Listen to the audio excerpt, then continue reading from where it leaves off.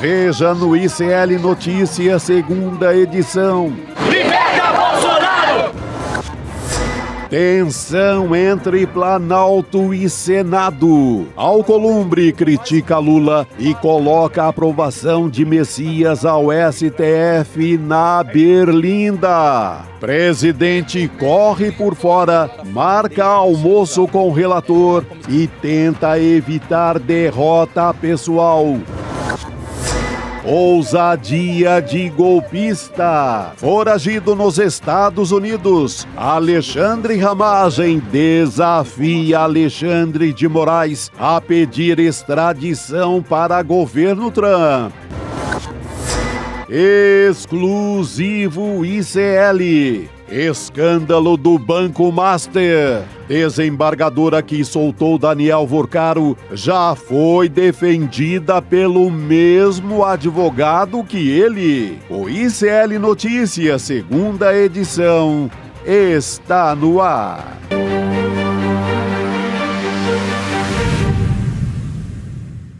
Olá, boa tarde, sejam todos muito bem-vindos e bem-vindas ao ICL Notícias, segunda edição.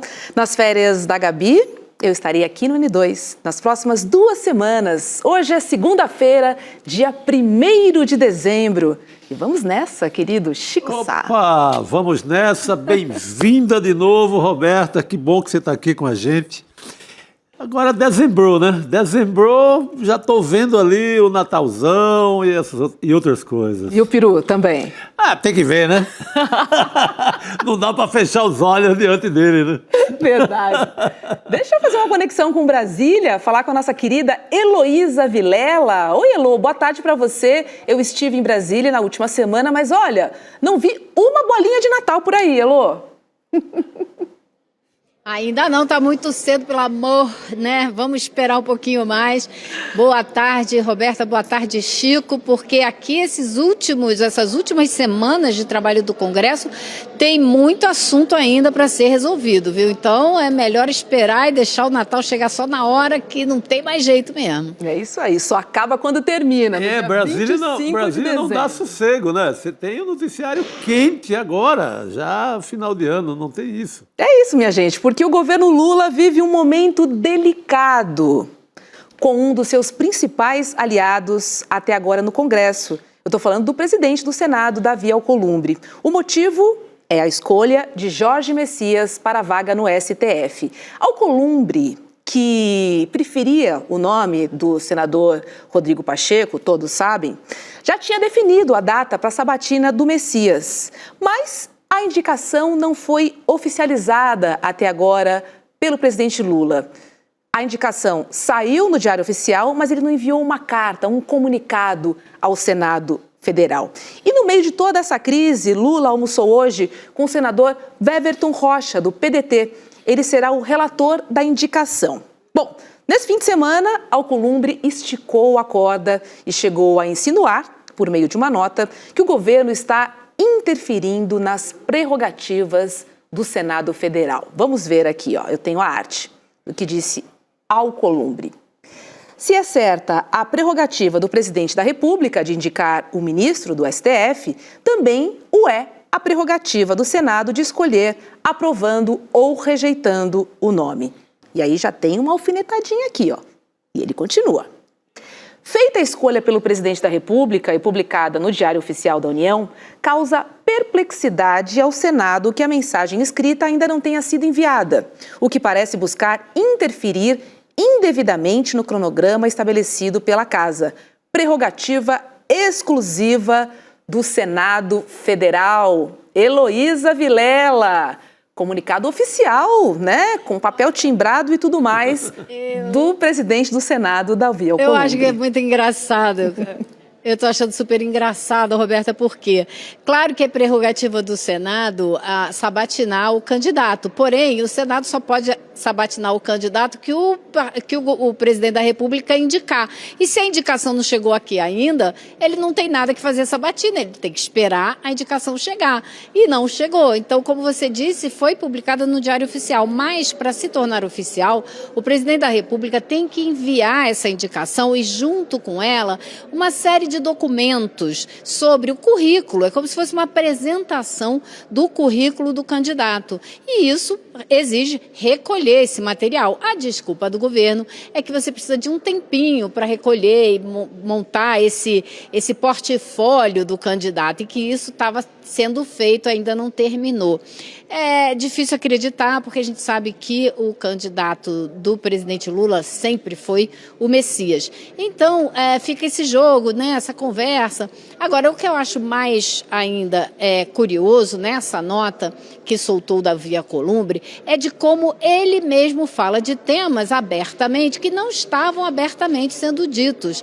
Então, ele nega coisas que ninguém o acusou abertamente de ter feito, como, por exemplo, fazer chantagem, exigir beneplácitos, cargos, novas indicações. Tem muita gente falando que ele quer a presidência do Banco do Brasil, ele quer indicar quem será o presidente do Banco do Brasil.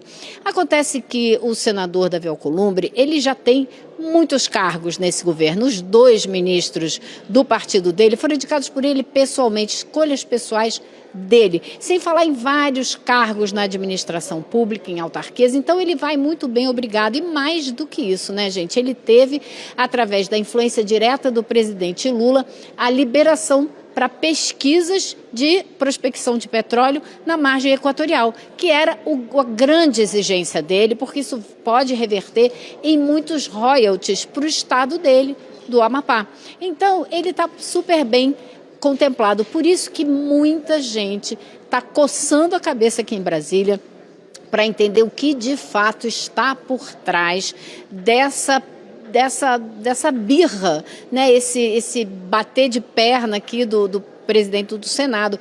Muita gente achando que exigência de cargo é pouco para tanta briga aberta. Ele que, desde que tomou posse, tem sido um aliado do governo. E muita gente está lembrando que, claro, no estado do Amapá, você teve um problema sério com a Previdência, como teve no Rio de Janeiro. A Previdência do Amapá colocou dinheiro lá no Master. E tem gente da família do senador Alcolumbre que tem relações com essas decisões. Então, muita gente desconfia. Eu não estou dizendo que é por isso, mas muita gente desconfia que o que ele quer é que cessem as investigações da Polícia Federal. Acho que isso faz mais sentido, porque é um problema muito mais sério, é uma situação muito maior e preocupante do que essa briga e essa coisa de querer cargos, de querer a presidência do Banco do Brasil. Ou pode ser uma combinação, né? Todas as respostas acima também está valendo, né? Então a gente não sabe exatamente, né, Chico? Eu fecho com essa última opção, viu? Ele quer tudo. Eu acho que ele quer também a faixa do Lula, a faixa de presidente. Porque ele já tem, esse rapaz, ele tem assim 1 milhão de cargos. Ele tem tudo que você imaginar. Aponte aí uma repartição no Brasil. Vamos dizer, Codevasf, a Companhia de Desenvolvimento do Vale do São Francisco. Está lá, tem um bocado de apadrinhado. Caixa Econômica, qualquer ministério, aponte no dedo assim, façam aquelas brincadeiras de menino, aponte, pega o mapa e aponte. Aqui tem cargo do Alcolumbre? Tem. Qualquer lugar tem. Ele quer também o Banco do Brasil, e quer, eu acho que quer também, e quer que paralisem as investigações, porque está enroladaço na questão do Banco Master, lá no estado dele, no Amapá, e enroladaço também com muita gente ali da Corja, comprometido com as emendas, que aí é uma apuração do Flávio Dino. Então, ele quer tudo. Ele não quer só o Banco do Brasil, o caixa do Banco do Brasil, não. Ele quer a faixa do Lula, que a polícia paralise e que ele reine absoluto. O sub-rei, o vice-rei do Amapá. E ele queria o ministro do STF para chamar de seu, né? Porque o Rodrigo Pacheco... o Rodrigo Pacheco foi presidente do Senado por escolha, decisão do Davi Alcolumbre, que era presidente, colocou o Pacheco no lugar para esquentar a cadeira para ele voltar à presidência, como foi exatamente o que ele fez.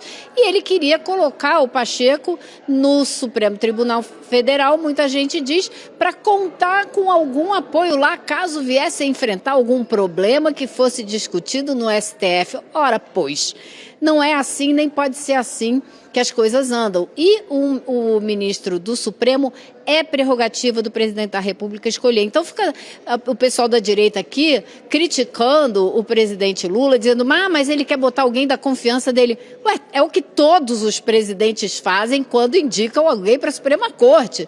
Querem alguém confiável, obviamente. Isso é óbvio. Agora, o presidente Lula foi eleito e garantia o que garantiu a ele o direito de fazer essa indicação.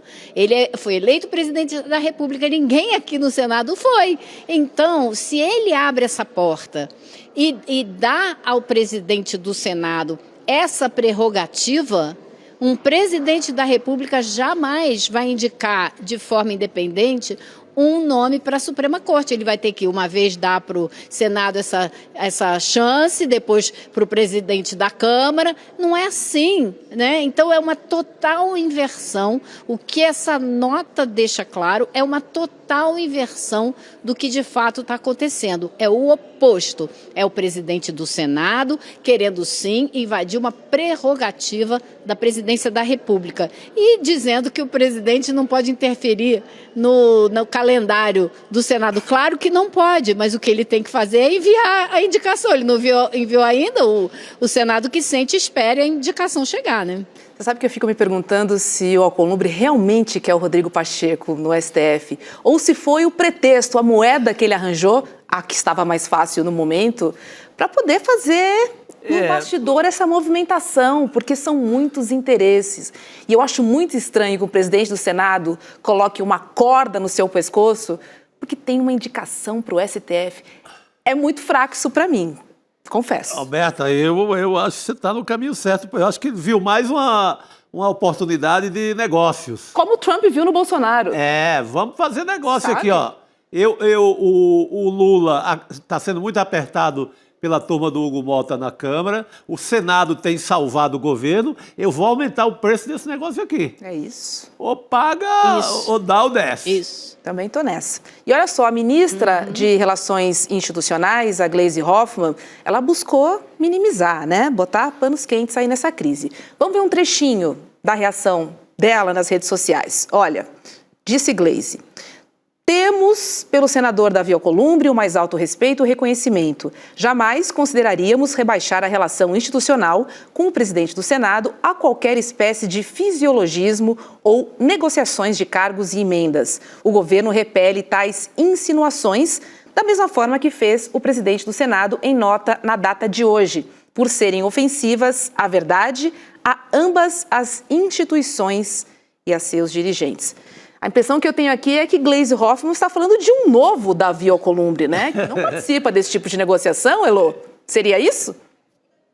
Olha, não existe presidente da Câmara e do Senado que não participe desse tipo de negociação até onde a gente sabe, né? Porque é assim que as coisas têm funcionado na República. A relação do Congresso com a presidência da República tem sido mediada por cargos e emendas. Então, é uma coisa que agora pode ser que diminua um pouco com esse aperto que o ministro Flávio Dino está dando nessa questão das emendas lá no Supremo Tribunal Federal. Se Alcolumbre conseguir uma liberação grande de emendas, ele que apresente documentos, projetos e acompanhe os projetos, porque senão isso vai bater numa investigação e que o Supremo vai pedir à Polícia Federal para investigar. Então existe esse aperto, né? A gente está vendo esse aperto chegar e essas pessoas estão começando a pipocar, estão ficando nervosas, não estão gostando muito da mudança, né, desse jogo, de como ele está sendo jogado. Eu acho que é importante que isso continue, avance,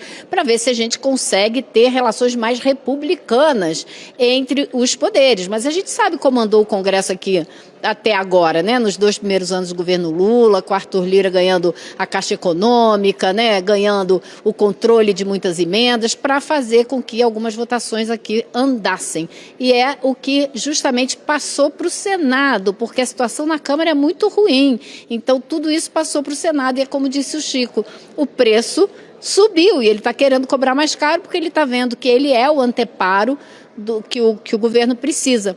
Vamos ver por quanto tempo, né? Porque o ano está terminando, o ano que vem é ano de eleição, ano eleitoral. Então isso tende também a ser menos necessário. Ele precisa cobrar o preço agora, porque no ano que vem pode ser que ele não tenha tanta chance. Pois é. isso E olha, aí. quem também reagiu foi o líder da oposição no Congresso, o Isalci Lucas. Em conversa com a nossa repórter, com a Manu Borges, Isalci disse que o problema não é Jorge Messias, mas a articulação de Lula com o Senado. Vamos ver. Ele, como pessoa, eu vejo uma pessoa boa. Agora, o problema tem outros fatores que influenciam no voto, né? Essa indisposição realmente do Executivo, do próprio Supremo com o Legislativo, essa interferência exagerada, essa agora manifestação do presidente Lula, não mandar o encaminhamento aqui para marcar a reunião, porque nós sabemos que é competência dele indicar. Agora, a competência do presidente do Senado marcar a reunião em sabatina, então não pode haver essas interferências aí. Então tem muita coisa que pode atrapalhar a relação. Heloísa Vilela, é impressão minha ou o seu Isalci está surfando nessa crise, hein? Ele fez uma postagem repetindo tudo que o Alcolumbre falou, então ele está indo aí na mesma toada do presidente do Senado e repetindo esse absurdo, que é a gente que faz a sabatina que decide quando. Claro, assim que chegar a indicação, né? Existe um processo, não adianta você querer sabatinar uma pessoa que ainda não foi indicada. Agora, o Isalci teve hoje com o ministro, com o Messias, com o Jorge Messias, e conversou com ele, disse que a conversa foi boa. E eu também conversei com o Carlos Viana, que é também líder da bancada evangélica aqui no Senado. E ele também está bastante reativo, né, olhando de maneira bem negativa a indicação do Messias, mas disse que recebeu um telefonema do Messias pedindo um encontro com a bancada evangélica aqui do Senado e ele disse, bom, eu como presidente da bancada não posso recusar um pedido como esse, mas ele não estava com cara de bons amigos, não. Eu ouvi hoje, né, uma apuração que faltariam cerca de 5 votos para o Messias ser aprovado na CCJ, não estou nem falando do Senado. Do plenário, né? Estou falando da CCJ, que faltariam aí em torno de 5. Ou seja, e que eles na comissão ainda faltam 5, Exato. imagina no plenário. No plenário, né? Que é maioria absoluta, né, Elô? Eu acho que eles vão o jogo vai Não, ser... são 41 votos, né? 40 votos. Né? O jogo vai ser pesado e é por... Eu acho que na lista ali de o que está em jogo para valer, aí vale para Brasília inteira, porque ninguém estava dormindo nos últimos dias, é a questão de Polícia Federal. É tanto que o seu Isalci até coloca, o STF está muito em cima da gente e tal, ele até que dá ele até que resvala um pouco ali no assunto. Eu acho que isso é que não tem deixado Brasília dormir. Quem tem rabo preso nas emendas não está dormindo direito. Quem tem rabo preso com o Banco Master, com esse escândalo bilionário, também não está dormindo direito. Quem é muito aliado do Cláudio Castro, governador do Rio de Janeiro, que está enfiado inteiro, até o bigode nesse escândalo do Banco Master, não está dormindo direito.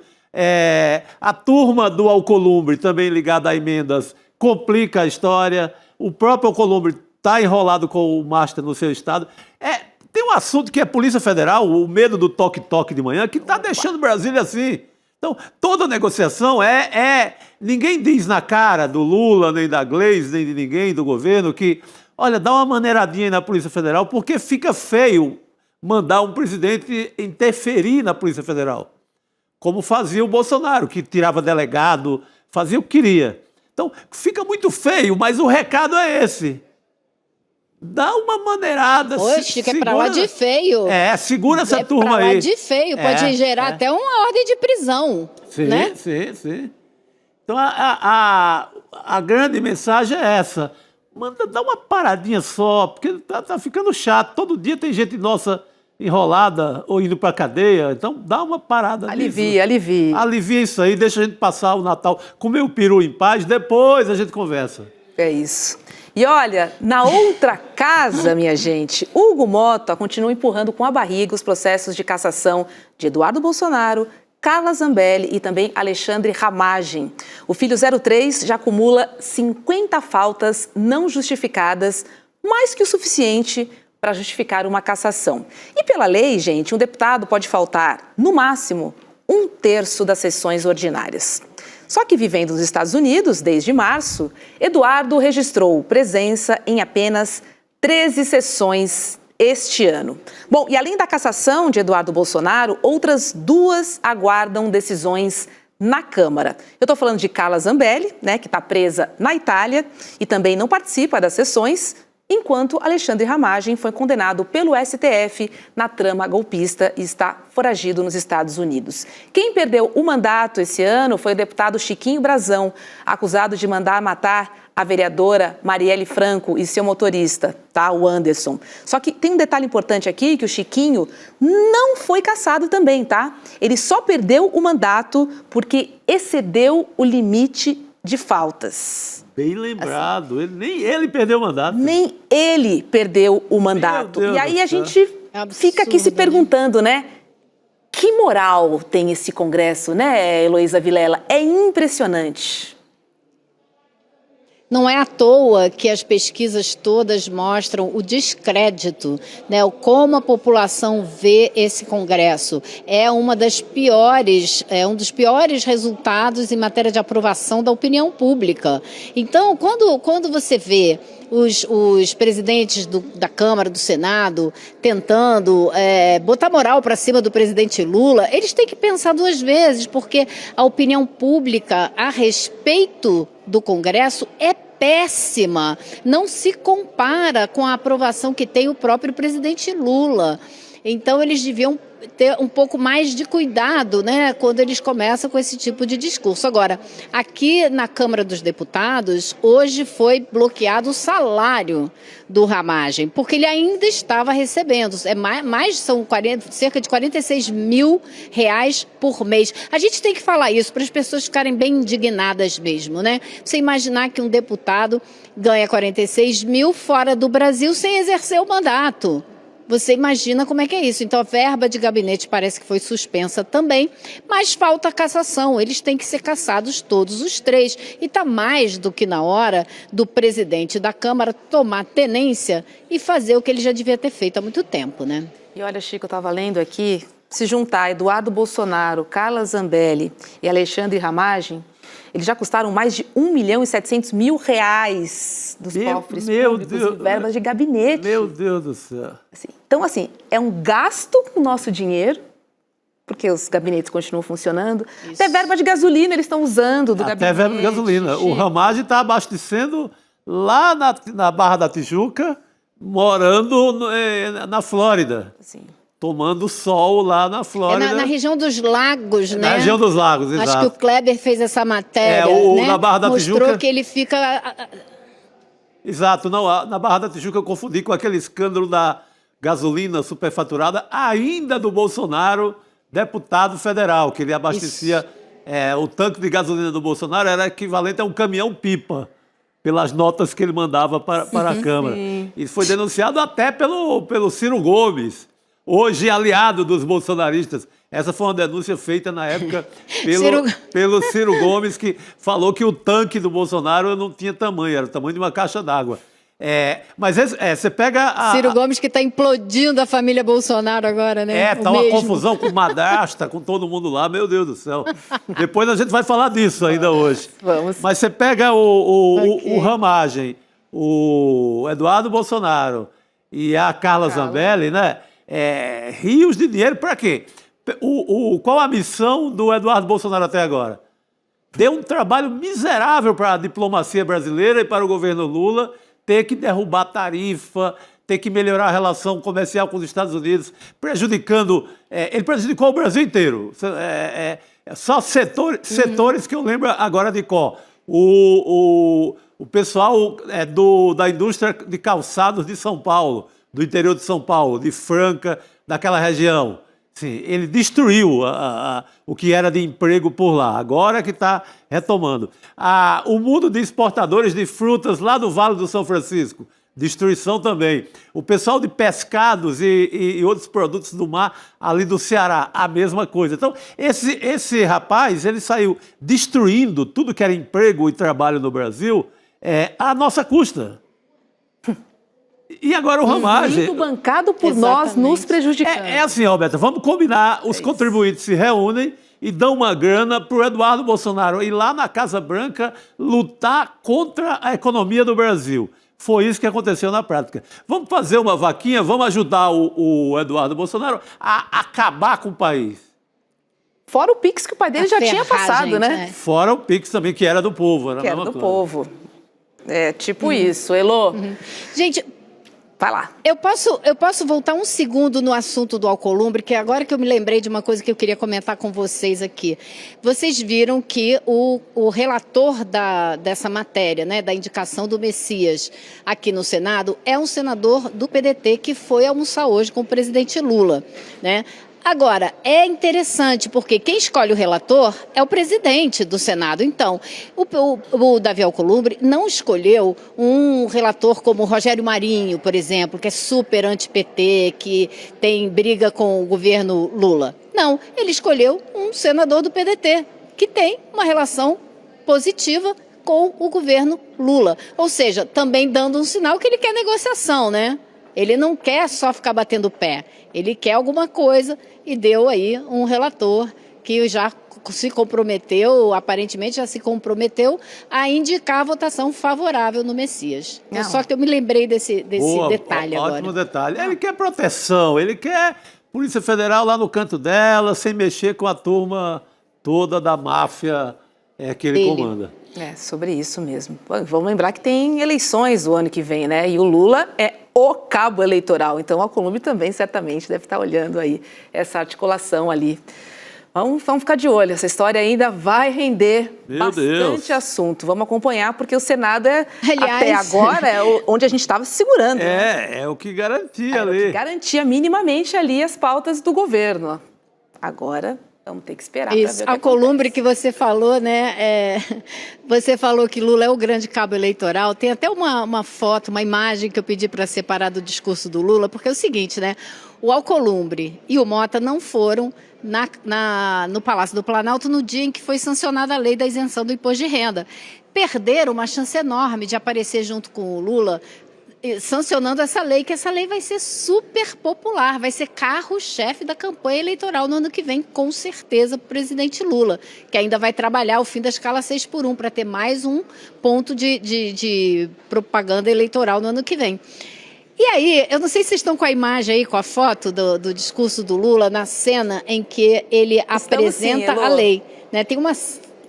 então, ele tem uma cena no vídeo que ele mostra a lei e as pessoas vão junto dele aparecer na cena. O vídeo do discurso do presidente Lula, do pronunciamento que ele fez domingo, mostra claramente o senador Renan Calheiros, do MDB, aliado do governo, que forçou esse projeto a sair da gaveta lá na Câmara. E quem era o relator na Câmara? O arqui-inimigo dele em Alagoas, deputado Arthur Lira, que não aparece nessa imagem, mas que estava lá. Então, alguma coisa sem querer escapou e ele não entrou nesse vídeo que foi mostrado para o país inteiro no domingo.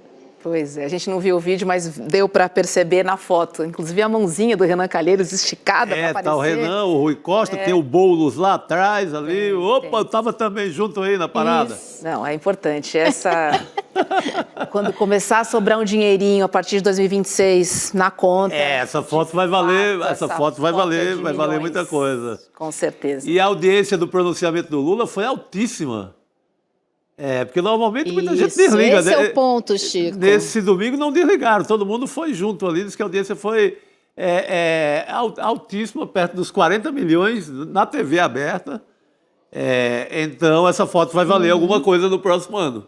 Pois é. A Heloísa. gente sabe que o Arthur Lira já está fazendo outdoors por Alagoas para dizer que ele foi o relator e promoveu. Mas se ele tivesse aparecido nesse vídeo, em uma tacada só, ele falava aí com um monte de gente. E ele vai bem mal nas pesquisas, né? Ele está em quarto lugar nas pesquisas para o Senado. Então, não sei se ele vai conseguir sair para senador, não. É capaz dele voltar para a Câmara, apesar de não ser o que ele queria. Sim. Se apertar, ele pula para a Câmara mesmo, que é fácil. Ele se elege ali na boa. Melhor ter alguma coisa, né? Porque não tem nada. Heloísa Vilela, querida, obrigada e uma boa noite para você. 6:01. Para vocês também, pessoal. Até amanhã. Boa noite, Elô. Até Valeu. amanhã. Rodrigo, chega mais. Chegando. Boa noite para você também. Eu achei curioso a Elô falar assim que naquela foto alguma coisa aconteceu sem querer. Será que Sem Por querer. que será que o Arthur Lira não aparece na foto? O né? Sidônio deu uma cortadinha ali, de leve. Eu vi a imagem mais aberta daquele momento. O Arthur Lira estava ali, claro, como a Elô disse, mas ele estava meio afastado. Sabe quando você está numa festa e a turma você não tem muito ambiente na festa? O Arthur Lira estava meio Aquele que afastado. não é enturmado, né? Que Pois fica é. ali. E aí o Rui Costa e o Lula devem ter falado, Renan, venha. Aí o Renan foi e o Arthur Lira ficou de lado, assim. E não aparece na foto. Falando em foto, Rodrigo, eu acompanhei o Urgente.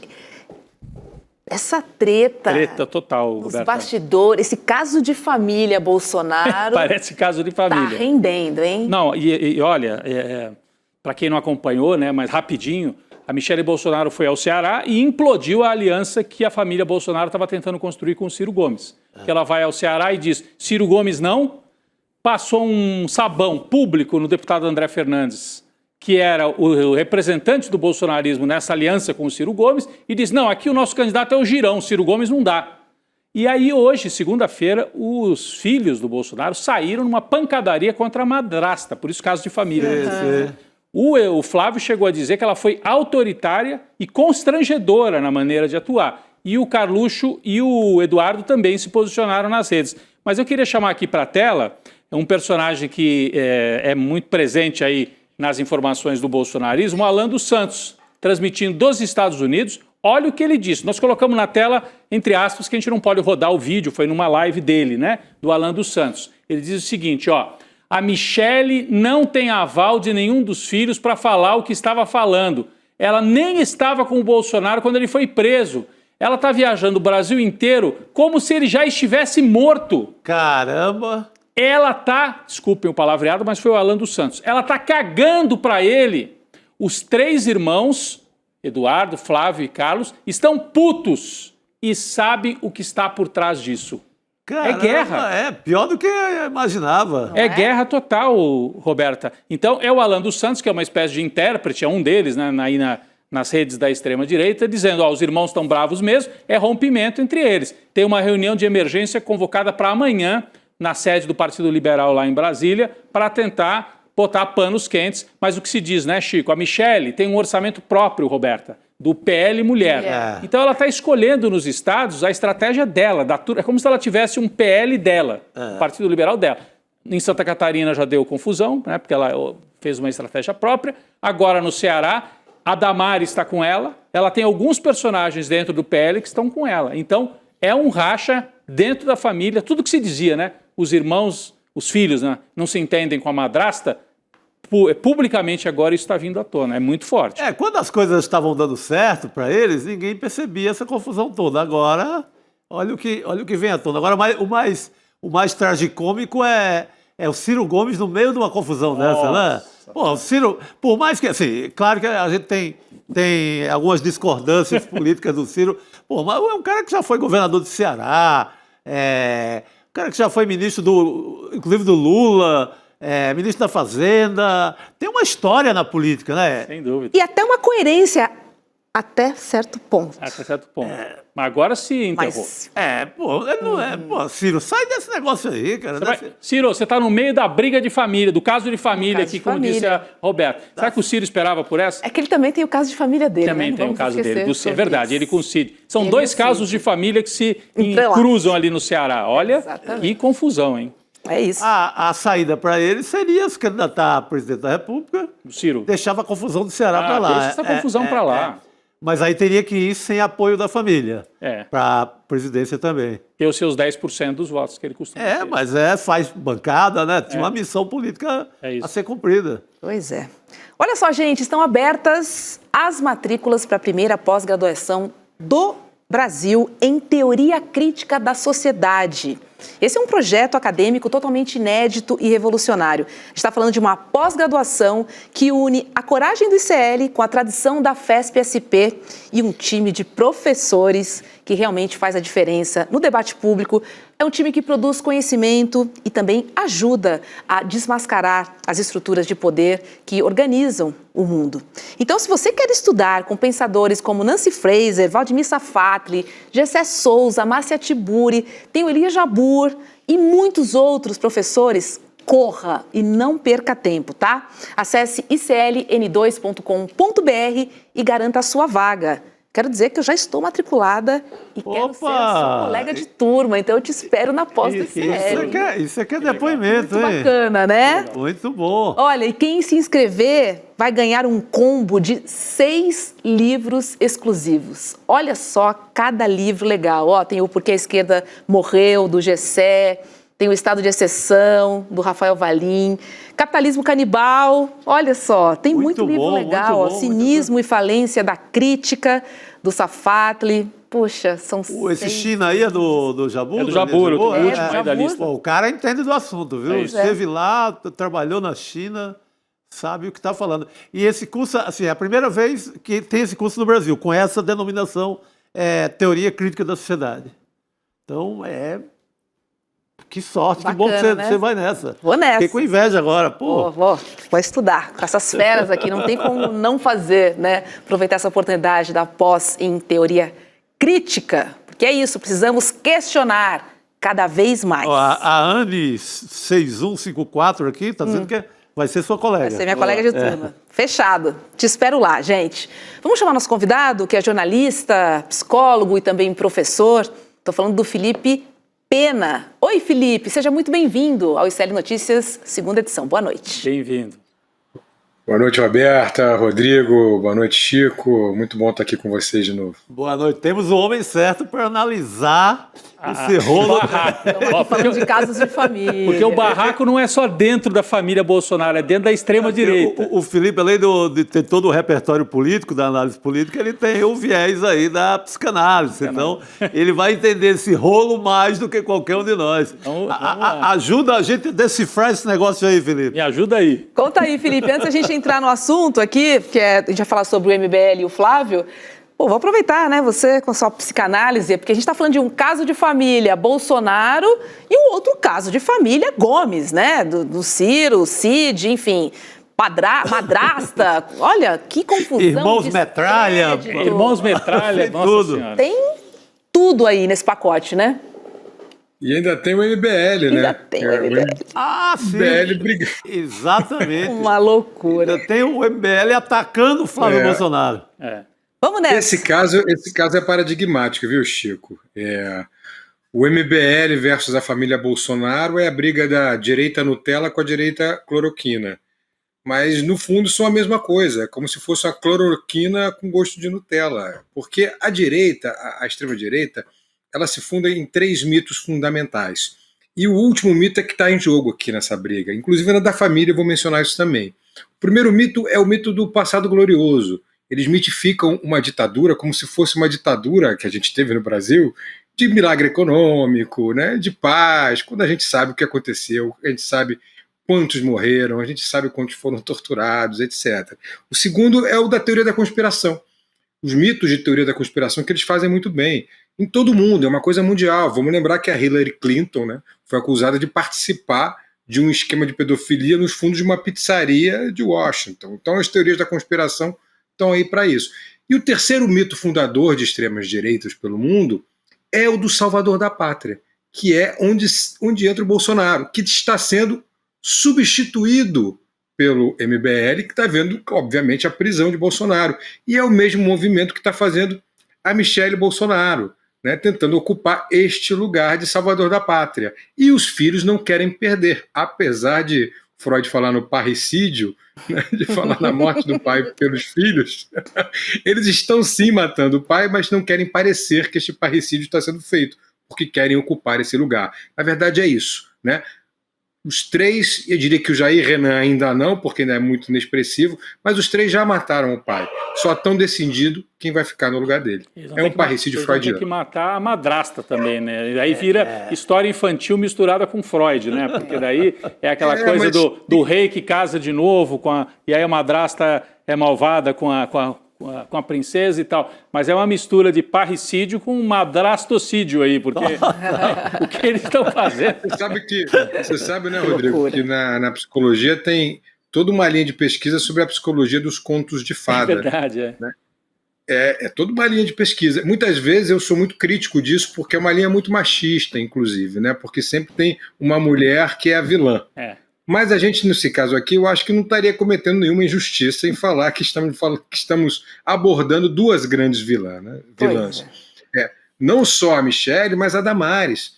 Isso aí é uma coisa que a gente tem que ter muito em mente, porque é outra estratégia que a extrema-direita usa, é pegar determinadas figuras e fazer delas representações hipotéticas do que a esquerda defende. Exemplos, sem citar a Michelle agora, vamos lembrar que foi colocado na presidência da Fundação Palmares um negro que falava que não existia racismo no Brasil. Vocês lembram? É uma estratégia clara. Como esquecer, né? Como esquecer? A Damares era ministra das Mulheres e dizia meninos de azul, meninos de rosa. Né? Então, uma vez eu estava discutindo num grupo e alguém me dizia assim, não, mas é preferível votar em qualquer mulher do que no homem. Nós, mulheres, temos que votar em qualquer mulher. Aí eu questionei, até na Damares? Então, valeria votar mais na Damares, por exemplo, do que no Chico Sá? Essas questões, elas são apropriadas, vocês entendem? É uma apropriação ideológica, cultural, que a extrema-direita faz, tentando confundir. Então, Roberta, veja, o presidente da Fundação Palmares, que é um negro, dizendo que os escravos vieram felizes para o Brasil da África, é de um absurdo, é inacreditável, mas é como se eles roubassem o lugar de fala para justificar as barbaridades que dizem. Pois é. Ainda bem que a Fundação voltou a estar em ótimas mãos. É sobre isso. Vamos falar dessa tretinha, então, do MBL agora, com o Flávio, Felipe, porque o presidente do Movimento Brasil Livre, o Renan Santos, ele disse que quer acabar com a raça do senador Flávio Bolsonaro. A fala do pré-candidato à presidência pelo Missão, ela se refere a um possível cenário eleitoral em 2026. E foi dada durante o primeiro festival do MBL, que aconteceu aqui em São Paulo esse fim de semana. Vale lembrar, gente, que o MBL foi fundado em 2014, quando liderou os protestos pelo impeachment da ex-presidenta Dilma Rousseff. O partido também apoiou Jair Bolsonaro nas eleições de 2018, mas rompeu com o ex-presidente durante a pandemia. Vamos ouvir o que disse Renan Santos e a gente volta a conversar. Quero ver o filho corrupto deles no debate comigo. Flávio Bolsonaro, eu te aguardo.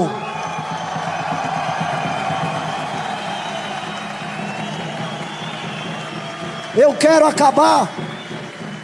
acabar com a sua raça, Flávio Bolsonaro. Você enterrou a nossa revolução. Você enterrou a nossa revolução. Mas nós não morremos, Flávio Bolsonaro. É isso aí, né, Felipe? A nossa revolução. Mas a revolução deles passa por esse escândalo da Refit agora. Refit, tem Eles estão numa lavagem de dinheiro monstruosa. Gostam. Mas vai lá, Felipe. Como eu disse, né, Roberta, é a briga entre a direita Nutella e a direita cloroquina / Refit, como lembrou agora o Chico. Né? Uma direita antiga, né, que rouba, uma direita antiga que persegue opositores, uma direita antiga que dá o golpe, e uma direita Nutella nova que quer as mesmas coisas. E além disso, eles têm uma outra coisa em comum que fica muito clara nesse discurso: o ódio, a apologia ao ódio. Veja como está repleto de ódio. Nós vamos acabar com a sua raça, Flávio Bolsonaro, é o que diz o representante do MBL. É o mesmo campo semântico do Bolsonaro apontando aquela pseudo-metralhadora, né, dizendo vamos metralhar essa petralhada aqui do Acre, lembram? Então o ódio está ali.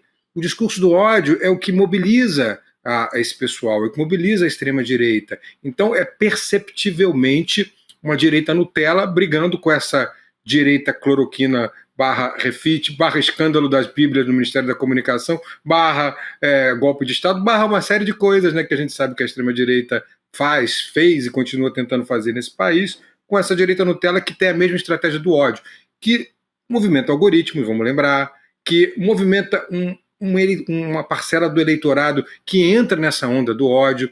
O Freud chamava isso de narcisismo das pequenas diferenças.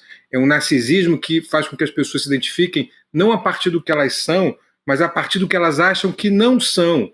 Então é o tal pobre de direita do Gessé, né? Eu me identifico pelo que eu não sou isso aqui não. Ou então aquela classe média que não quer que a filha da empregada estude na mesma escola que o seu filho, ou que não quer que os aeroportos virem rodoviárias, entendem? Uhum. Esse é o narcisismo das pequenas diferenças do Freud, que dá para a gente utilizar muito bem nessa extrema-direita contemporânea que se apropria desses conceitos. E que agora, nessa fase Nutella do MBL, está tentando um novo tipo de parricídio, viu, Chico, Rodrigo, Roberta? O parricídio contra a direita antiga, os pais fundadores da extrema-direita brasileira. É isso. O Kim Kataguiri, por exemplo, que esteve ao lado do Bolsonaro, né, naquela foto famosa, também ao lado do Eduardo Cunha, na época da Dilma. Mas eu queria só chamar a atenção. A gente falou aqui um pouco do discurso desse Renan Santos, que se apresenta como presidente, né, do MBL/Missão, que agora é o nome do partido. Mas e essa estética, hein, Felipe? Não sei se você é um estudioso também dessa... Você viu que ele estava com uma espada, né? Uma espada, não sei do que... Né? Tem uma simbologia, claro, ali, uns estandartes que tem uma coisa meio medieval. Eu conversava com o nosso William De Luca, que é muito ligado nessas observações assim e tal. Ele me dizia o seguinte, né? Eles usam uma estética da geração Z, né? É uma linguagem de iconografia que mistura videogame, anime. Então... Mas como é que você observa isso, né? No primeiro momento dá uma estranheza, né? A gente olhar o cara com uma espada, e depois eu vi outros discursos no mesmo evento, eles passavam a espada para o outro, cada um que ia discursar ficava com a espada. Então tem uma coisa que a gente pode achar meio medieval, mas que dialoga com uma geração nova pela imagem, né? E olha, mistura aí, tem o símbolo deles que é um tigre, não, uma onça, né? Uma onça e tal. Parece o jogo do tigrinho, né? É o jogo do tigrinho, muito homem, você olha para o público, é basicamente homem, acima de entre 30 e 40 anos. Como é que você observa essa coisa visual aí, né? A linguagem visual dessa gente? Estandartes, né? O MBL é uma mistura de semiologia da imagem de geração Z com semiologia da imagem do próprio nazifascismo. Esses estandartes que vocês estão vendo aí são estratégias nazifascistas. É uma mistura do anime com os filmes dos nazistas. Reparem, se a gente pegar as estratégias usadas por Goebbels em termos de semiologia da imagem, a gente vai ver que o próprio símbolo nazista, por exemplo, é um símbolo hindu, é um símbolo de uma cultura que foi apropriada. Então, quando eles se apropriam de uma cultura contemporânea, como a cultura dos animes, por exemplo, eles não estão fazendo nada novo, só estão se apropriando de algo que é contemporâneo. A estratégia semiótica, Rodrigo, que é a sua pergunta, é uma estratégia muito parecida. Usar a espada é quase como fazer a saudação, né, do Hitler. É uma maneira de marcar um campo semântico e ter uma identificação visual própria. E repare, aí você me pergunta, por que a maioria é homem? Essa é uma questão que parece que a sociologia, a psicologia tem respondido com alguma clareza, né? Há um certo sentido de abandono no universo masculino contemporâneo graças às conquistas femininas. Então, esse homem, esse menino de 21 anos, não é um menino, é um homem, né? Ele já chega muito ameaçado e com medo, porque não está preparado pela geração anterior e nem na geração atual para lidar com um mundo em que há igualdade de direitos, meu querido. Homens e mulheres são iguais. E aí ele apela para a violência. A gente cansa de ver cenas de violência nesse sentido. Então, por isso que a maioria é conservador. Por isso que a gente está vendo a maioria homem se tornando conservador com medo da ascensão feminina. Eu vejo isso no consultório o tempo inteiro, eu vejo isso relatado em problemas na psicologia, na sociologia, o tempo inteiro, né? E justifica essa tua pergunta, Rui, essa tua observação. Não, eu só, então, enquanto ele falava rapidinho, só para completar, quer dizer, é um símbolo de força, né, de guerra, e um símbolo fálico, a gente pode dizer também, né? Assim, exato. Né? A espada. Então, por é uma isso, coisa da... o universo masculino representado, Rodrigo. É isso, exatamente. uma coisa masculina. Exatamente. Assim. Não é exatamente a mesma coisa que faziam os nazistas, né?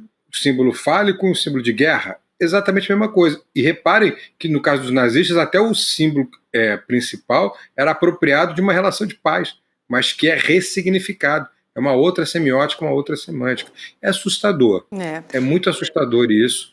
E a gente tem que tentar destrinchar ao máximo aqui, viu, Roberta, Chico, Rodrigo, e contemporizar, né? A gente tem que dar o contexto do que está acontecendo, porque senão fica parecendo também, eu tenho muito medo disso, Rodrigo, que toda a juventude é assim, é igual. Não. É uma boa parcela, mas também tem uma boa parcela que está lá no movimento operário ainda, que está lá, né, na porta de fábrica, que tem consciência social, então não vamos também generalizar. Sim. Muito cuidado com isso. A gente tem que ter alguma prudência quando falar sobre esse tema. Perfeito. Sim. Queria falar sobre um ato flopado do final de semana, gente, porque o ato em apoio ao ex-presidente Jair Bolsonaro, realizado na tarde de ontem, ali em frente ao Museu Nacional da República, em Brasília, registrou uma adesão de 130 pessoas. 130, 130? 130 pessoas. Não é 130 não tem mil? Mais zero. Não, só tem um zerinho. Meu Deus do céu. 130. Tá? O evento terminou às 4 da tarde. Anteciparam, né, o final do evento, né, diante do reduzido número de participantes, que defendiam, é claro, a anistia aos condenados no dia 8 de janeiro, é tipo aquele disco riscado, né? E pediam a libertação do ex-presidente Jair Bolsonaro. E aí, questionado pela reportagem do ICL, o líder do PL na Câmara, o deputado Sóstenes Cavalcante, ele se fez um pouco de desentendido, que não estava sabendo de nada. Vamos ouvir. Qual manifestação?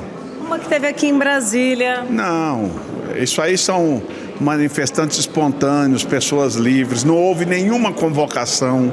Nós não quisemos, até porque a família Bolsonaro pediu para a gente não organizar a manifestação neste momento. E na hora que a gente organizar a manifestação, voltaremos com as centenas de milhares de pessoas que sempre colocamos nas ruas. E aí, Felipe, será mesmo? Jogo no ar. Tá faltando moto, né? Tá faltando combustível para moto, tá faltando, né? Uma série de incentivos que tinha na época que o Bolsonaro era presidente. Cansou, gente, né? Eu duvido que eles consigam fazer uma manifestação sem flopar, a não ser em casos específicos, e aí a gente tem que pontuar. Há um grande apoio dos setores evangélicos, neopentecostais, alguns setores neopentecostais ao bolsonarismo, sim, esses setores conseguem organizar grandes eventos? Conseguem, mas conseguem em torno de uma unidade que não é propriamente a unidade em torno de Bolsonaro, mas sim em torno daquela religião, que é apropriada dentro de um Estado laico, vejam o absurdo disso, pelo movimento bolsonarista. Aí sim eles conseguem colocar algumas pessoas na Paulista. E mesmo assim a gente viu pelas últimas manifestações que mesmo quando é chamado pelos movimentos neopentecostais, é muito menor, né? É muito, muito menor. Agora, não posso deixar de observar, né, Rodrigo, Roberta e Chico, né? 130 pessoas, né? 13 vezes 10 ali, né? 10 núcleos 13 vezes 10. de 13 pessoas, eu acho que é o número de sorte dessa gente, viu? Pois é, nem na porta do museu, nem da Polícia Federal. Não, você viu aí pelo visual ali dos componentes, né? Era toda aquela turma mais raiz mesmo, né? De símbolos religiosos, bandeira do Brasil ali, e até o grafismo, tudo, aquela primeira turma lá de Copacabana em 2018 ali, sabe? Essa era aqueles os legionários ali, a primeira turma, mas sem força alguma, né? E se repetiu no país inteiro desde a prisão do Jair Bolsonaro. Havia um temor, isso há muito tempo atrás, quando começou o processo contra o Bolsonaro, de que até falava-se em ter um cálculo político para saber a hora de prender o Bolsonaro, porque ele era muito forte, Comoção. ia causar um rebuliço no país tamanho, que ia revirar tudo de cabeça para baixo.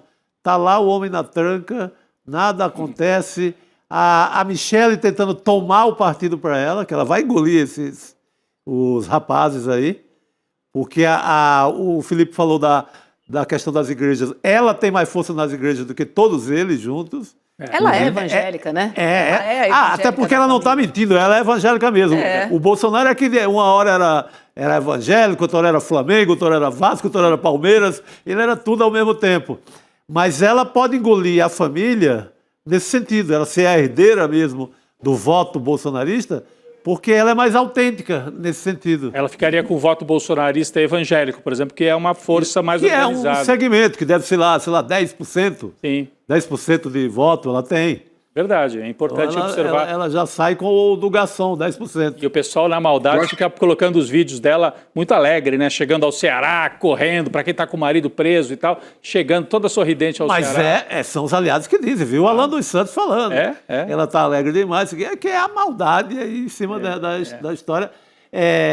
Insinuando uma traição ao Jair Bolsonaro. No mínimo política. Sim. Por enquanto. No mínimo política, mas tem fofoca de bastidor também que a tem gente outras. sabe muito Mas bem. aí não interessa. Né? Mas Tá muito caso de família isso aqui hoje, hein? mais, né? Essa Bom, rodinha não dá- aqui. não dá- A Márcia, daqui Mas eu a acho pouco que a Márcia lembra vai do ter programa. Goldsmith. Vai ter um fator decisivo aí que é o Valdemar, porque vai ter um momento. Eu não acredito que o Jair largue o osso. Então ele vai tentar repetir uma estratégia conhecida e vai se lançar candidato mesmo preso e mesmo inelegível. E pelo PL. E o Valdemar da Costa Neto é refém disso. Aí a briga vai ser para quem vai ser o vice, que assumirá no lugar de Bolsonaro. Eu não acredito, eu não vejo Bolsonaro entregando a rapadura para o governador de São Paulo. Não vejo. Acho que o Tarcísio não sai candidato a presidente. Acho muito mais provável Bolsonaro, Jair, né, manter a candidatura para aparecer nas pesquisas, para não perder o capital político, e colocar um dos filhos como vice ou a própria Michelle. Aí é que vai ser a briga, né, para saber quem vai ser o vice e assumir. Mas vai ter um Bolsonaro, nas aspas, cédula eleitoral no ano que vem. Eu tenho pouca dúvida sobre isso. Porque o que ganha Jair Bolsonaro, a família Bolsonaro, a própria Michelle, apoiando alguém que não tenha o sobrenome Bolsonaro? Porque vamos supor que ele seja eleito, né? O que não vai acontecer. Mas se for eleito, no dia seguinte, acaba a família, assume um novo personagem. Lembram do Salvador da Pátria? Sim. O mito da extrema-direita passa a ser outro. Passa a ser o próprio Tarcísio. Né? E perdendo, ele continua com um capital político gigantesco. Né? E o nome Bolsonaro desaparece. Então, eles não vão entregar esse legado. Eu ainda acho que o Flávio consegue dar a volta na Michelle dentro do partido, não na comunidade evangélica. Sim. Aí vocês têm razão. Ela é muito mais original. Mas dentro do partido, com o Valdemar Costa Neto como refém, talvez o Flávio consiga dar essa volta. Tem até um Bolsonaro já impresso aí, que está andando por vários lugares. Bolsonaro de papelão? É o Bolsonaro impresso e auditado de papelão que está circulando como candidato.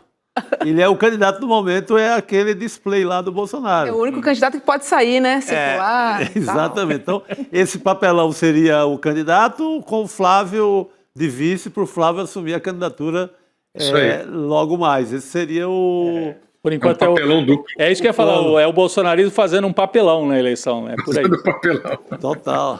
Vocês acham que então eles tirariam Michelle? Eu acho que consegue. Consegue. Eu acho. O partido inteiro, a Michelle com mais influência nos evangélicos, mas o partido inteiro, a burocracia do PL, com aquela macharada toda, tiraria daria o que estão falando é que a Michelle seria candidata em Brasília, no DF, ao Senado.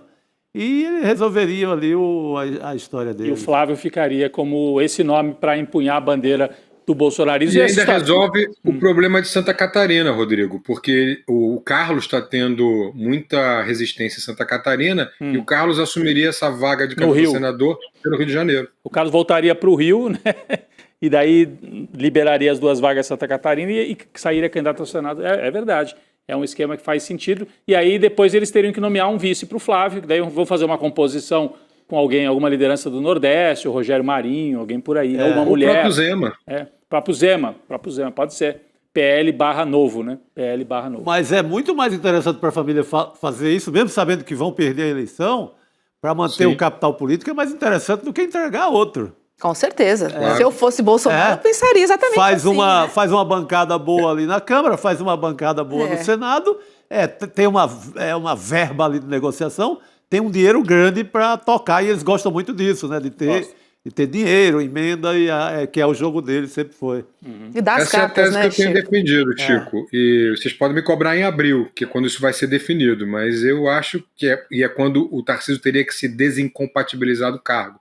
Acho que não, ele não vai, ele vai continuar governador, vai tentar a reeleição e vai tudo ficar na família Bolsonaro. Eles não têm nada a ganhar com a candidatura de alguém de fora da família. Faz todo sentido. Faz né? muito sentido. Não, enfraquece o sobrenome, inclusive. E se perde, né? e- Porque política, se você não é falado, se não está nas manchetes... Despeça a ideia de grupo político, a ideia de ter um bolo de verba, que eles gostam muito disso, de ter emprego para eles mesmos, primeiramente, e depois para distribuir.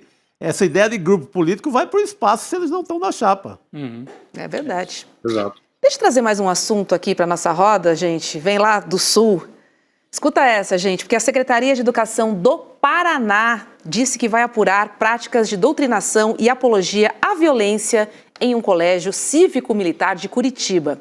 Tem um vídeo aí que foi divulgado pela Associação dos Professores do Estado, e aí você vê nesse vídeo adolescentes sob orientação de um policial militar. Eles aparecem marchando e entoando versos que falam em entrar na favela e deixar corpo no chão. Vamos ver um trecho do vídeo.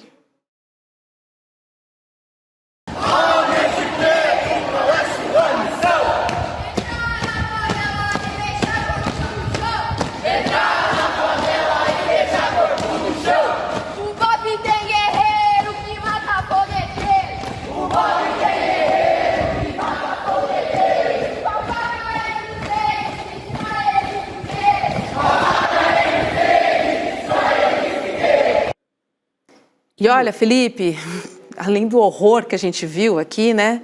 Só quero reforçar que o programa de colégios cívico-militares, né, será alvo de uma ação direta de inconstitucionalidade no Supremo Tribunal Federal. O governo do Paraná, olha isso, apesar da inconstitucionalidade, né, no Supremo Tribunal Federal, o governo de Ratinho Júnior anunciou a inclusão de mais 33 escolas, totalizando em 312 unidades militarizadas no Paraná, Felipe. A estratégia é dupla. A estratégia é enaltecer a violência e tratar o diferente como inimigo. Enaltecer a violência e tratar o diferente como inimigo. Repare, a polícia militar, ela está numa lógica militar. O militar, ele invade território. E quando ele invade o território para conquistar, o outro é o inimigo. Só que o outro é brasileiro, é cidadão, paga seus impostos, só é mais pobre, é o diferente. Então, essa enaltecer a violência e tratar o outro como inimigo faz parte dessa lógica militar que acaba sendo imposta nessas escolas, que de cívico não tem nada, né? Vamos combinar aqui, só de militares, né? Não tem nenhum civismo nessa frase, né? De jogar o outro no chão, de fazer apologia da violência. Mas isso é enaltecido. Então, obviamente inconstitucional, mas está dentro do mesmo campo semântico do que a gente discutiu ainda há pouco, né, do discurso de ódio, né, do discurso da violência. Todas essas características que estão moldando esse pensamento, inclusive de jovens e principalmente jovens homens, né, na contemporaneidade, que são cooptados pela extrema-direita, que pretende fazer uma justiça, né, de gênero para esses que hoje se dizem incompreendidos. É muito perigoso, viu, Roberto? É muito perigoso. Está também no campo semântico que a gente discutiu sobre a Fundação Palmares, na relação do Ministério das Mulheres, quando era a Damares. A gente tem que ter um olho crítico sobre isso, mas também uma atenção na semiologia, uma atenção na psicologia do que acontece com esses grupos, né? Para poder combater com a mesma moeda, para poder combater no mesmo campo semântico. Senão a gente vai acabar perdendo toda uma geração, que a gente está chamando de geração Z, para esse discurso hipócrita de violência da extrema-direita. A gente tem que estar atento. Muito bom. Preocupante quando a gente demais. vê, né, Horrível. os cidadãos serem tratados como inimigos, né? E aí já leva o nome de guerra para tudo isso, que justifica essa matança, sem estratégia. Não, e colocando... Porque é isso, o Enxuga militar gelo. é preparado para a guerra. Ele não é preparado para fazer um policiamento. Se ele é preparado para a guerra, ele vai deixar o corpo no chão. Ele vai fazer isso, porque o outro é o inimigo. É isso. Não é, e o inimigo é diferente. Lembra do narcisismo das pequenas diferenças? É o diferente, ele é favelado. É a trilogia da exclusão no Brasil. Preto, pobre e favelado. Então, é o diferente. Não sou eu. Né? Se não sou eu, ele não vale nada. Essa é a ideologia. Essa é a ideia. Né? É isso que está sendo colocado na cabeça desses jovens. E isso que é perigoso. É isso. Enquanto pessoas morrem, eles continuam fazendo política. Porque o corpo dá voto, infelizmente. Exato. Isso aí. Felipe, muito obrigada, viu? Foi um prazer te receber aqui no N2. Boa Obrigado. noite. Beijo pra Prazer você. foi meu. Desculpem hoje a luz, que a luz foi caindo aqui. Eu tinha com a luz natural, comecei de dia, mas anoiteceu. Não, mas tá bom. Tá Muito tudo bem. bom, meu caro. Valeu. Obrigadão. Obrigada, Felipe. Deixa eu trazer mais um recado, gente, porque o convidado de hoje, do Chico Pinheiro Entrevista, é um velho conhecido aqui da família ICL. Eu estou falando de Gessé Souza, sociólogo e também escritor, conhecido internacionalmente por suas análises sobre desigualdade, sobre classes sociais e sobre a elite econômica do Brasil. Gessé também já foi presidente, do IPEA e é autor de obras marcantes. Vou lembrar de duas aqui, tá? O Pobre de Direita e a Elite do Atraso, que nós lançamos aqui no ICL. Vamos ver um trechinho aí dessa entrevista, só para você se preparar para o que vem por aí, logo depois do N2. Roda aí. Eu fiz uma pesquisa em 2010 com o pessoal que estava ascendendo com o Lula e eu perguntava para as pessoas qual foi o principal fator que fez com que você ascendesse. 80%, Jesus. Entende? Porque o fato em si não é importante. O importante é a interpretação do fato. Na interpretação é Jesus que... É a interpretação do fato que vai fazer com que você compreenda o fato. Entende? Por que isso? Porque a gente só percebe o mundo interpretando. É um esforço de interpretação, né? Aí, então, você tem exatamente esse marxismo vulgar, esse economicismo que domina a esquerda, que é infantil, de tão ingênuo, né? Ele imagina o quê? Vamos dar mais emprego, melhorar a vida e dar não sei o quê, uma farmácia popular para que o povo vai espontaneamente saber que nós somos a causa disso. Entende? Isso é de uma ingenuidade. Isso é de uma ingenuidade. Entendeu? Então, quer dizer, falar em conquistas sociais não é um discurso. Né? Você tem que explicar para esse pessoal quem é o inimigo. E esse inimigo é o agronegócio e as finanças da Faria Lima, que não pagam imposto, que tem isenção fiscal e roubam todo mundo. É isso, Pegar quem faz aviãozinho no morro não resolve muito, Porque a gente está enxugando gelo. Enquanto isso, a Faria Lima... Resolve nada, na verdade, Porque aquele exército é reposto e segue o jogo. Não resolve nada, não cuida dos trabalhadores do morro, não cuida de ninguém. É isso. Olha só, e você também pode acessar icl.com.br/Chico para receber a transmissão, tá? O link da transmissão e também outros conteúdos exclusivaços do CP Entrevista. Ora, pois, vamos cruzar? Vamos cruzar? Vamos cruzar o Atlântico? Vamos cruzar o Atlântico e falar com o nosso querido Cacai, que está em Lisboa. Oi, Cacai, boa noite para você. Boa madrugada para você já aí, né? Noite ainda, talvez. 6, 7, 8, 9, 10, Ora, 11 da viva! noite. Que alegria. Não, aqui ainda está cedinho ainda, são só 3 horas de frente. É isso. Muito bom falar com vocês, uma alegria. Vamos nessa, Cacai. Estava lendo aqui agora o General a Domiciliar e o Mutirão, o artigo que o Cacai escreveu para o ICL. Ele tem batido na tese de que é privilégio só para um. Vamos esticar isso e tentar entender o sistema carcerário por inteiro. Não é, Cacai?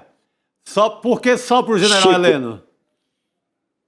Chico, isso para mim hoje é o mais importante. Se tem hipótese de ter uma domiciliar para o general, existe, claro, se ele tiver preenchido os requisitos para uma domiciliar. O mais importante agora é a gente poder discutir isso de uma forma mais geral.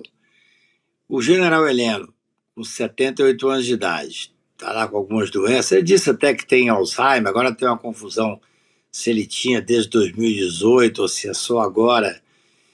Eu até fiz uma brincadeira no texto, Chico, dizendo que esse grupo era tão estranho, o grupo do Bolsonaro, que o Alzheimer não faria muita diferença entre os ministros, não, porque estão completamente descompensados.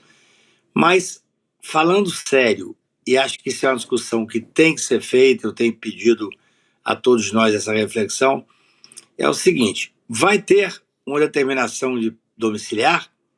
Então vamos fazer um mutirão para ver quem mais tem direito a ter essa domiciliar. Justo. É muito interessante isso. Veja só, quando houve aquele habeas corpus coletivo do plenário do Supremo e o ministro Lewandowski concedeu o direito de todas as mães que tivessem filhos até 12 anos, que não tivessem um companheiro para cuidar, que tivessem direito a domiciliar, foi um escândalo. Esses fascistas, esses ultradireitistas, acharam isso um absurdo. É assim, talvez seja o único ato humanitário, humanista, desse grupo de extrema-direita. Se o Bolsonaro, se o general Heleno tiver direito a uma domiciliar, vamos dar a ele, nós não, o Poder Judiciário. Mas aí vamos fazer um mutirão para que todas as pessoas que têm um direito possam também usufruir desse direito mínimo de sair do sistema carcerário absolutamente podre que existe no Brasil. Para ele ter direito a isso, ele vai ter que provar, né, Roberta? Está até aqui para a gente o documento, né? O ministro Alexandre de Moraes que determinou uma perícia médica, né? Sim. Porque tá esse papo, né? A defesa falou que ele tem Alzheimer desde 18, depois mudou a versão, não, é desde 2025 só que ele tem o Alzheimer. Então, o Alexandre de Moraes está pedindo, nós temos até o documento, não é isso? Pedindo a perícia médica feita pelo Estado, não é perícia médica particular, para determinar, afinal, qual é o estado de saúde. Está aí na tela, ó. Está aí na tela a decisão do... Você quer trazer, Roberta? Pode seguir. Então, vamos lá. Diante do exposto, determino a elaboração de laudo pericial por peritos da Polícia Federal no prazo de 15 dias, com a realização de avaliação clínica completa, inclusive o histórico médico, exames, avaliações de laboratório, função de tireoide, níveis de vitamina B12, níveis neurológicos, neuropsicológicos, enfim, traçar aí um perfil neurológico, psiquiátrico, para fazer a avaliação, inclusive, diz o Alexandre de Moraes, em especial saber sobre a sua memória e as suas funções cognitivas, bem como eventual grau de limitação funcional decorrente das patologias identificadas. Portanto, vai ter que fazer um laudo, não vai sair assim, Roberta, porque a defesa disse não tem Alzheimer, era 18, a gente errou, agora mudou para 25, vai ter que ter um documento oficial, né? É importante, né, que tenha, e vamos lembrar, gente, que Alexandre de Moraes, ele argumentou contradições, né, como disse o Rodrigo, após a defesa do ex-ministro condenado dizer que o general foi diagnosticado com Alzheimer somente em janeiro de 2025, não em 2018. Né? A resposta da defesa foi apresentada após o ministro do STF cobrar laudos médicos, obviamente, que provassem a doença, antes de decidir, né, se vai acatar ou não a solicitação de transferência de Heleno para a prisão domiciliar. Quem havia informado, né, sobre o Alzheimer ao STF tinha sido o Exército, após realizar um exame de corpo de delito. E aí, os advogados do ex-ministro disseram que, na verdade, Heleno possui acompanhamento médico e psiquiátrico desde 2018, mas que a doença foi diagnosticada somente no início deste ano. Cacai. Não, é muito interessante porque, você veja bem, o mundo é mesmo desigual, né? O mundo, então, do Poder Judiciário, especialmente do sistema penitenciário, é mais desigual ainda. A grande maioria, a esmagadora maioria dos presos brasileiros não tem direito a fazer um exame, não tem direito a ter médico, não tem direito a ter sequer alimentação, segurança, nada. Olha, eu vou dizer uma coisa para vocês. Eu sou advogado criminal, uma das minhas aflições da vida é a podridão do sistema penitenciário, Chico. Já te falei sobre isso, Chico, só mais de uma vez. Se nós tivéssemos condições de fazer um levantamento, e é possível, claro que tem que ser possível, não é possível que o Brasil não consiga que o Ministério da Justiça, o Conselho Nacional de Justiça, fazer um levantamento real de qual é o drama do sistema carcerário brasileiro. São 800 mil presos, são 700 mil presos, quantos estão presos no sistema fechado, quantos estão em prisão domiciliar, agora parece que apareceu o número de 170 mil tornozeleira eletrônica, ninguém tinha essa noção. Ou seja, nós temos que fazer, gente, um diagnóstico real dos presos brasileiros, onde é que está acontecendo, o que está acontecendo, porque veja só, nós estamos tratando agora de um general que é um homem que tem um passado horrível, um passado que deveria ter sido já julgado pelo que ele fez no Haiti, uma lástima, um homem que foi afastado pela ONU.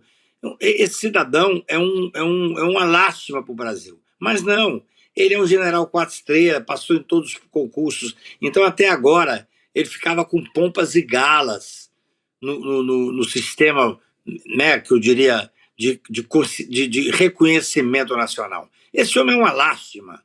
Agora, ele está servindo para uma única coisa no final da vida dele. É para trazer uma discussão, como é que está o sistema penitenciário. Dizem que eles têm Alzheimer desde 2017. Opa! Ele teve um cargo importantíssimo de ministro institucional do governo Bolsonaro. É claro, repito, até com certa tristeza, os bolsonaristas eram tão estranhos, Chico, Rodrigo e Roberta, que talvez ninguém notasse o grau de deficiência mental, de deficiência de trabalho. Eles eram tão estranhíssimos. Você veja bem, nós tivemos um ministro da Saúde que não sabia o que era SUS na época da Covid. Meu Deus! Que povo! Da onde surgiu esses cidadãos? O Brasil tem que fazer uma leitura agora necessária do sistema penitenciário. Eu acho que é a única vantagem que esses cidadãos de extrema-direita que estão condenados têm que cumprir pena. 21 anos, 17 anos, 12 anos, qualquer que seja.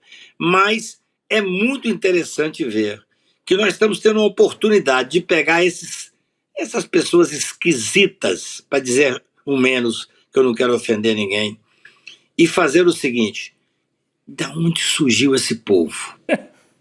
Onde é?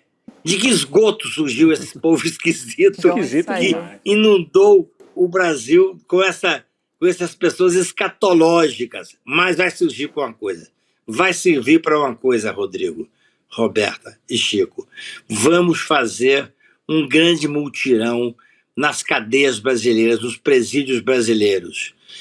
Se soltar esse cidadão para uma cadeia, ainda que seja cadeia, mas para uma prisão domiciliar, eu quero cobrar do Brasil inteiro uma pergunta: e quantos mais terão que ir? Sim. E quantos mais terão direito a ir?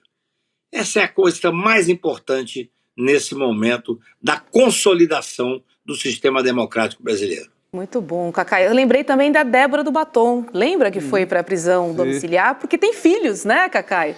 Seria ótimo também fazer essa revisão. Sim. Exatamente. Foi isso que o Cacá citou antes, desse benefício, que é, se a mãe não tem outra forma de criar o filho, ela vai para casa cuidar dos filhos. Até naquele caso lá de Pernambuco, das Betes lá, tinha uma... A Deolane? A Deolane também, ela teve esse benefício, Deolane depois Bezerra. Ela joga o benefício fora. Porque porque ela comete ali um pecadilho ali ao longo na volta para casa. Mas é um benefício legítimo. Sim, sim, sim. Não esse pro Heleno. É isso. É muito interessante, foi um habeas corpus coletivo que teve no plenário do Supremo, que o ministro Lewandowski foi o relator, e que a ultradireita vociferou, ficou com ódio, disse que era um absurdo. Mas é isso, gente. São nesses momentos de extremos que muitas vezes a gente consegue fazer alguns avanços no Poder Judiciário, especialmente na jurisprudência garantista. Eu não tenho nenhum problema com o general Heleno, com o Bolsonaro. São pessoas, para mim, insignificantes. O que vale é a tese.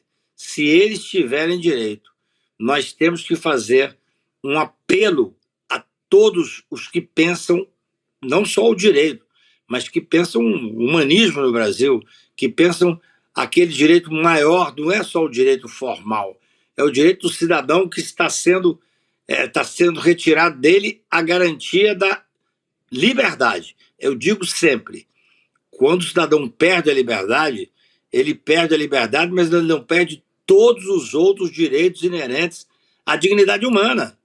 Então é o seguinte, vamos mandar o general Heleno para a prisão domiciliar, o Supremo Tribunal vai mandar posteriormente, hora que perder o posto e a patente, que vão perder, vão todos para Papuda, para Bangu. É assim que funciona. Nós não podemos mudar, não podemos dar privilégio para ninguém.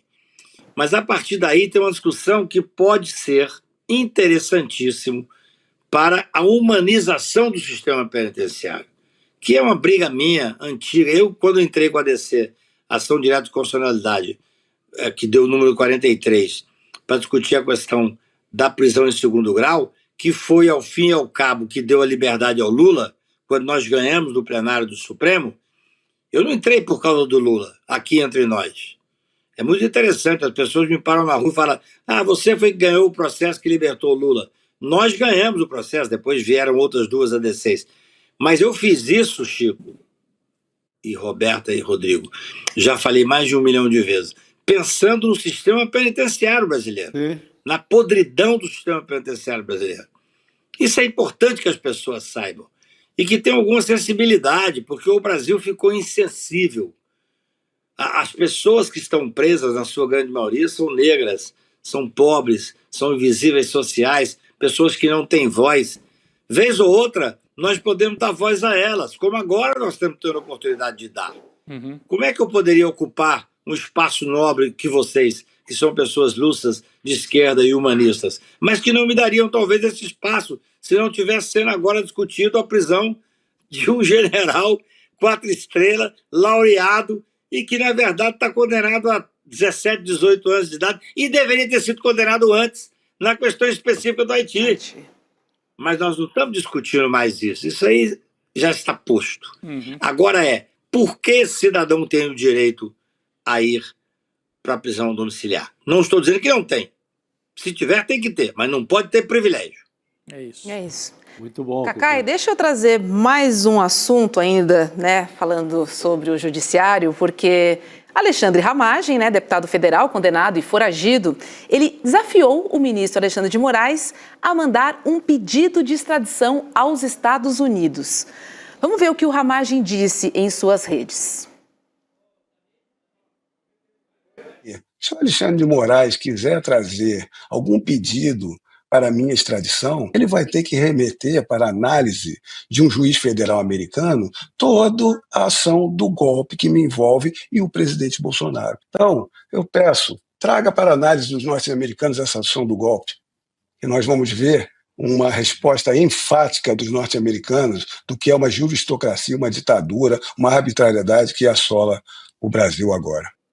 Eles morrem pela boca, né, Cacai? Como falam, né? O sujeito está foragido lá nos Estados Unidos, ele não se aguenta, Roberta. Não, ele nem tem um que deles, gravar, né?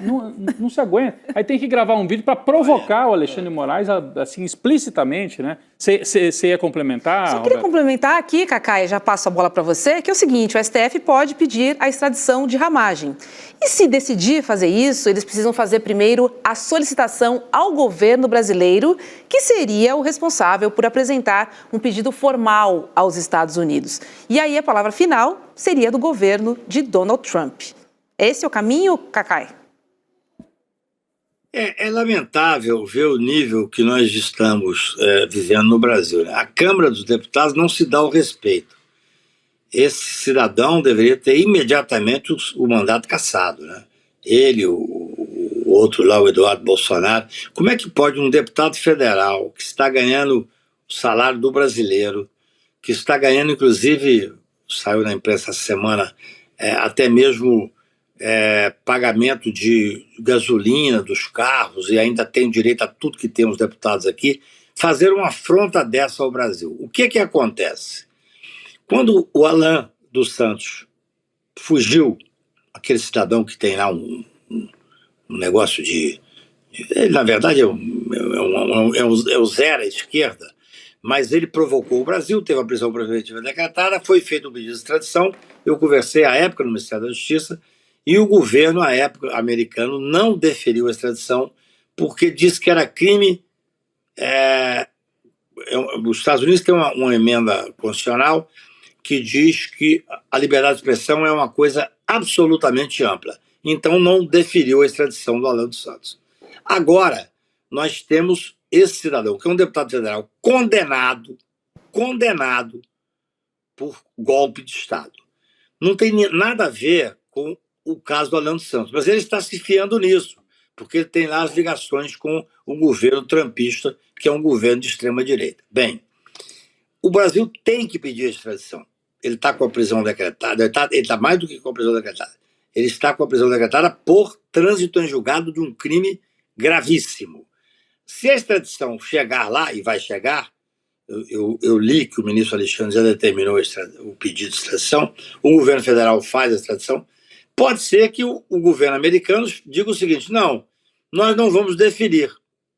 A extradição, eu já advoguei muito em extradição, ela tem uma série de requisitos que são extremamente frágeis de analisar, simplesmente você falando assim, vai deferir a extradição ou não vai deferir a extradição? Não, o governo americano pode dizer, não, neste caso, não é crime de expressão, mas é um crime que está contido num momento, porque veja bem, os Estados Unidos não julgou o crime do Capitólio. Então pode ficar estranho para ele mandar para cá um deputado federal condenado, Chico, e sendo que ele não julgou o crime do Capitólio. Vai chegar um momento em que quem vai decidir, aí é político, é o senador, que hoje é o Marco Rubio, que é o secretário, que vai dizer, não, este caso aqui nós não vamos fazer a extradição.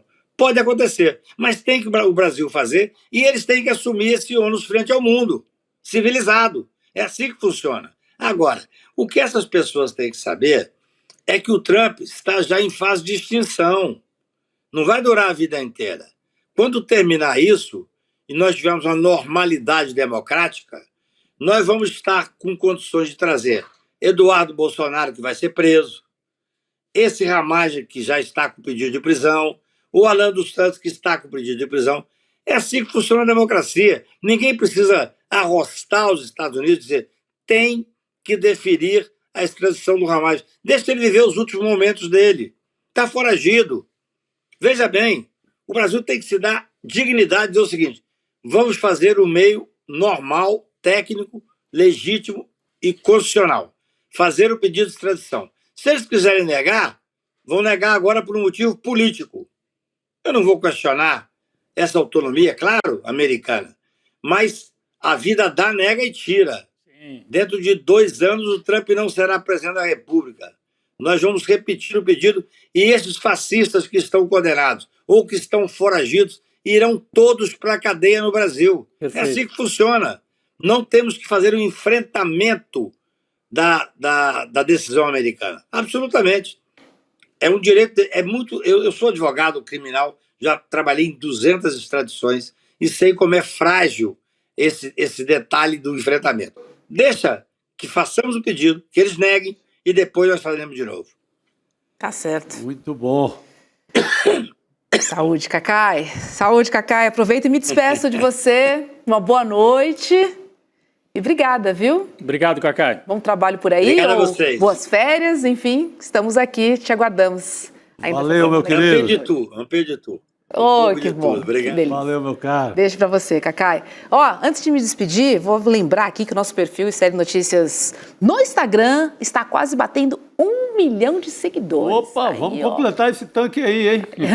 Tá aí a nossa conta no Instagram. Mas falta quanto aí? Faltam só 19 mil, Chico. Rapidinho. Só 19 mil pra gente chegar em 1 milhão. Corre lá, abra o seu aplicativo, clica lá em série Notícias, siga, compartilhe. Vamos fazer esse número. Está cada vez melhor, viu? Rede social do ICL, Sim. A turma do Bernardo Cotrim não é brincadeira, não. Trabalhando, né? Porque além de reproduzir o conteúdo, às vezes que você não conseguiu assistir o programa, mas tem um corte nas redes. E eles estão produzindo conteúdos específicos para as redes. Tem muita coisa aqui, só quem está acompanhando as redes sociais. Tem conteúdos específicos com a cara do ICL nas redes. Então é isso, tem o iclnoticias.com.br, que é o nosso mega portal, né, comandado aí pelo nosso querido Chico Alves, e tem também o ICL Notícias no Instagram, notícias rápidas, fresquinhas, quentes, né? Isso e aí. uma linguagem toda digital, rapidinha, para te manter aí muito bem informado, também com os nossos times, os nossos comentaristas, repórteres, enfim, aquele olhar que só o Instituto Conhecimento Liberta pode dividir com você. É isso, gente. Vamos bater 1 milhão, hein? Opa, vamos já. correndo, Amanhã a gente volta, já tem 1 milhão lá. Vamos nessa. E correndo vamos nós, que já deu 7 horas da noite. Agora é hora de Chico Pinheiro aqui na nossa grade. Obrigada, Chico. Obrigada, Rodrigo. Obrigado, querida. Bem-vinda. Aí do outro lado. Obrigada pelo meu cabelo, que eu vi que vocês gostaram. E amanhã. Opa! Beijo. Valeu. Fala, turma. A espera acabou. A gente abriu as vagas para a nossa pós em Teoria Crítica da Sociedade. Uma pós histórica, porque é a primeira vez no Brasil que é oferecida.